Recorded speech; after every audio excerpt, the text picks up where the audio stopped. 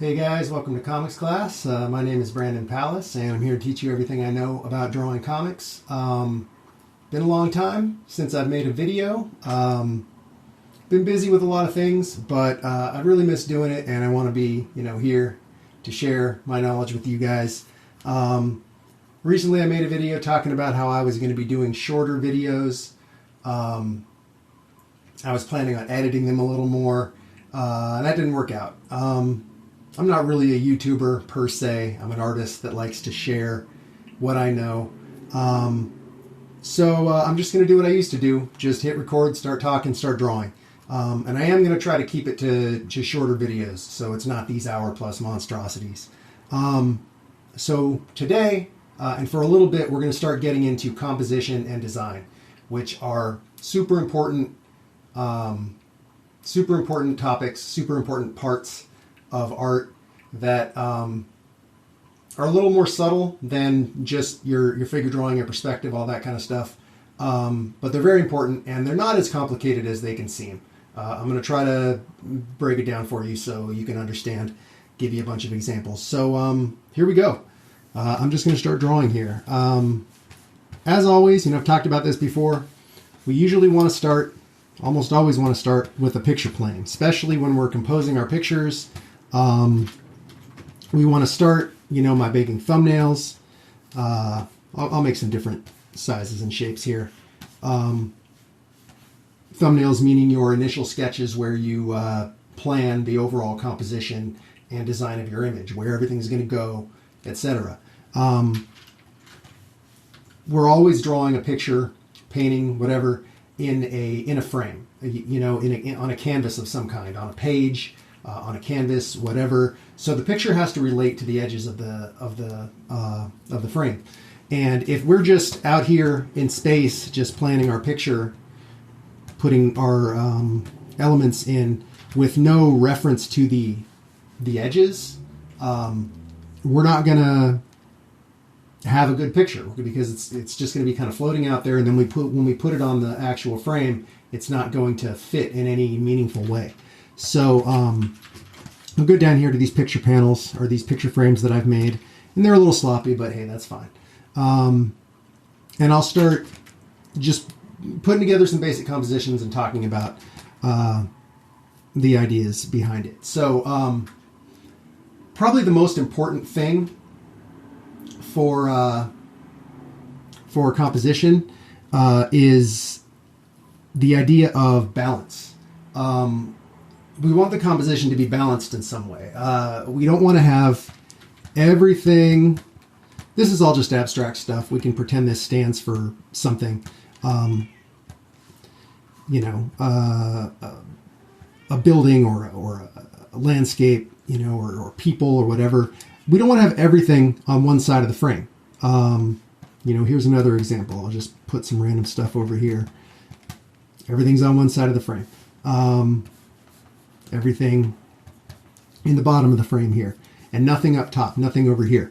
Now, the interesting thing is this is something that I've heard called the principle of the steelyard, which is basically that, like, in construction or whatever, in a steelyard, you have a crane, which is like a big thing that's got a swiveling arm on the top, and it's got a thing where you can put a bunch of weight on one end, and then you can pick up like beams or something with the other end, and they just adjust the amount of weight on this end so that it balances out the beams or whatever you're picking up on the other end.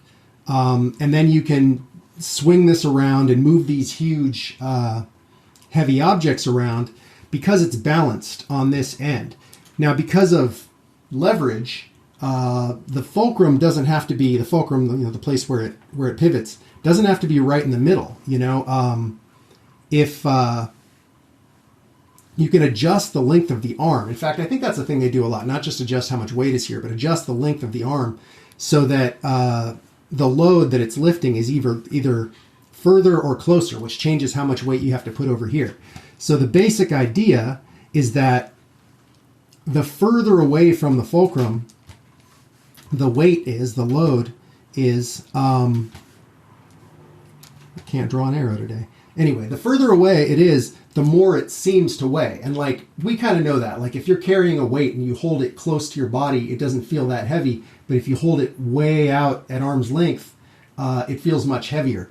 And composition kind of works the same way, where, let's see, I'll erase a little bit of this. Let's say we've got a bunch of elements over here, a bunch of kind of compositional weight on this side of the panel. And there's nothing over here. But if we put something way over here, just a small amount of something, that might seem to balance this picture out because it's very far away from the other like compositional weight over here. Same thing maybe here. So now we're starting to have a relationship between these different elements in the frame. We've got all of this compositional weight over here, but because this is very offset, maybe put it even further away, is very far away, it seems to sort of balance out. Let's try again. Let's see. Maybe, I don't know if this one's helping any. But the basic idea is that, like, okay, if we put a bunch of weight over here, a bunch of compositional weight, and I'm going to talk about that a lot. Like, elements in a composition have a certain amount of quote-unquote weight to them, which is kind of how much they pull your eye, how much they seem to have importance in the picture. And a lot of times that's taking up space, how big an object is, but other times it's other things like color or value, how light or dark. Because the next thing is contrast. And contrast is one of the most important elements of composition. For instance, if we have, let me just make a quick selection here. If we have a bunch of kind of gray, then a little bit of white is going to stand out in that gray. Maybe I put a bunch of black or dark in there. When we look at this composition, the first place our eye is going to go is to that white spot because it's the one thing that stands out from everything else in the picture. And that's kind of what contrast means. It means what is different, what stands out. So if we do a bunch of straight lines like this, and then we put one horizontal line in there, that's where our eye is going to go immediately because it's the one thing that's different. If we put a bunch of circles and one square, our eye is going to immediately go to the square. So all of these are principles that we can use to help draw the eye to the part of the picture that we want people to look at. Let me see if I can do a few more examples. Let's do another picture plane. Let's see. I'll just put some objects. A lot of weight over here. Maybe like a little bit of weight over here. This is starting to feel pretty balanced to me. You might want something a little bit more. If we put a bunch of things, now the compositional weight starts to shift to this side, at least in my opinion. A lot of this is, all of this really is kind of subjective and kind of personal. But there are principles that, are going to work for most people. Let's see. Let's see. All right, well, yeah, okay. Let's say we've got kind of an arch here. We might have a ground plane, we might have a bunch of structures and all this. This arch is going to kind of stand out because all of this is kind of rectangular, and this arch is a rounded shape. So we notice that right away. Whereas if it were just another rectangular shape, it might not be so obvious, you know. But it's a rectangular shape. It's also kind of hollow. So our eye kind of goes right there. Now, if we put one little, you know, this is like a little character maybe, in the middle of that arch, our eye is going to go right there, because now it's this dark kind of figure separated from everything else in the middle of this arch. I think I'm going to call it there. I set a timer for 15 minutes to keep me on track, and I forgot to turn it on. So, like I said, it's been a while since I've made videos.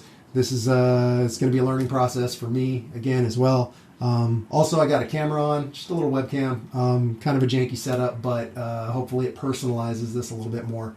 You know, we'll upgrade the setup as we go. But I hope I gave you guys some useful principles for composition, things you can start to apply. And, you know, I'm not that organized. I'm not interested in, I just want to show you guys what I know and talk about it. And it's going to be a little disorganized, but I think it's going to be valuable. If you sit and watch these, I think you're going to get a lot out of it. We'll continue with this next time. We'll talk about composition. We'll talk about design, shape design, maybe some color theory, all of that kind of stuff, and like help you guys to make good pictures for whatever you're doing, whether you're doing comics or whether you're doing illustration, animation, whatever. Composition is a part of everything. Design is a part of everything. Yeah. Thanks for watching, guys. I'll see you next time. Later.